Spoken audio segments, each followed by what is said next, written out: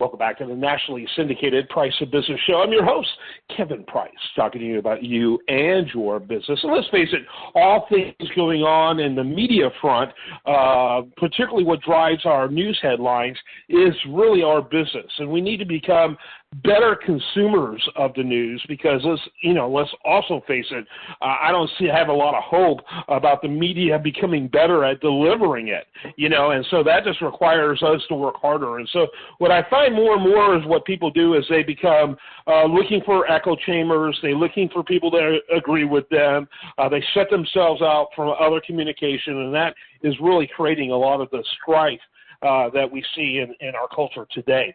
When it comes to the media, one of my all-time favorite people to talk to is a recurring guest now on The Price of Business, Jeremy Murphy, former VP, Vice President at CBS Media, and always love having you on the program.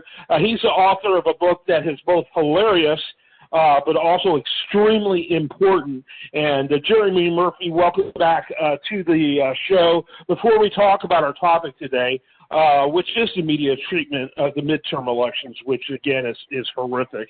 I sit in shock all the time. I would love for you to talk about your book because, frankly, it really kind of ties into the whole media problem today. Well, thank you for having me, by the way. I think the book is called F Off Chloe, and it is a humor book about the clash between young and old in the workplace. And by old, I mean people who have been there for more than 5 minutes, and this new generation of, very woke Gen Zers. And I'm not saying all of them, but I find great humor in that. And, when I was writing it, I found the book becoming a little more political, because it really touches on the whole wokeism and, the people going after people for having different opinions. And I think I really touched a nerve because that's what I've heard about my book is, I'm popping some balloons and I'm making fun of these people, which is what we need to do. And, unfortunately, it's still there, this kind of gotcha mentality that, everybody's calling HR if you have, different beliefs than they do. So, but hopefully it's just one voice that is heard. Yeah.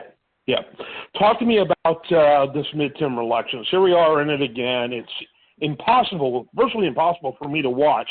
I try to find stories.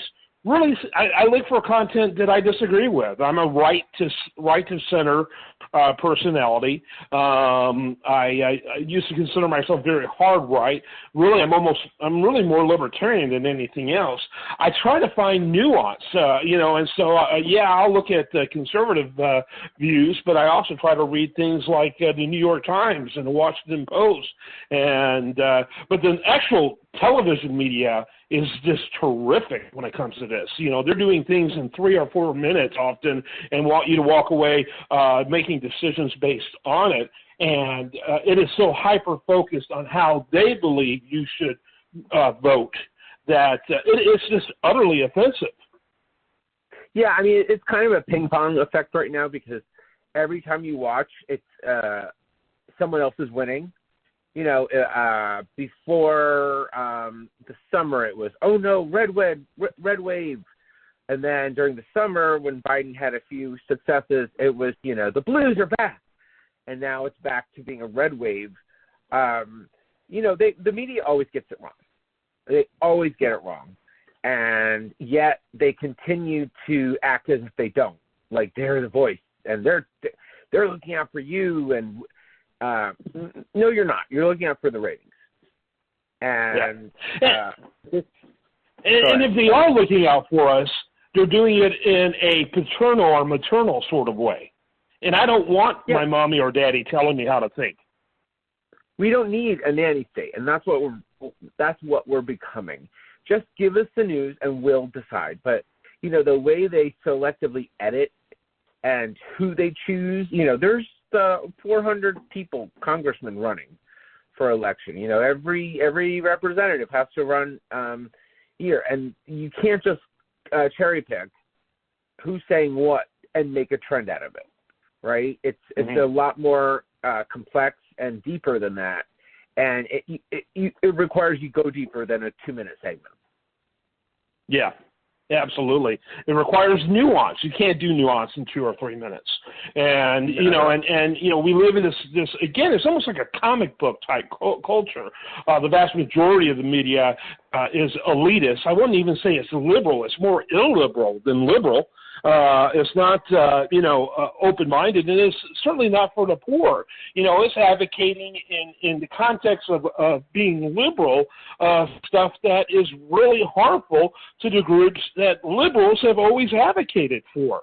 These open borders. Well, none of these rich elites who are advocating for open borders and supporting candidates for that are going to ever live in neighborhoods that are going to have the people that they want in.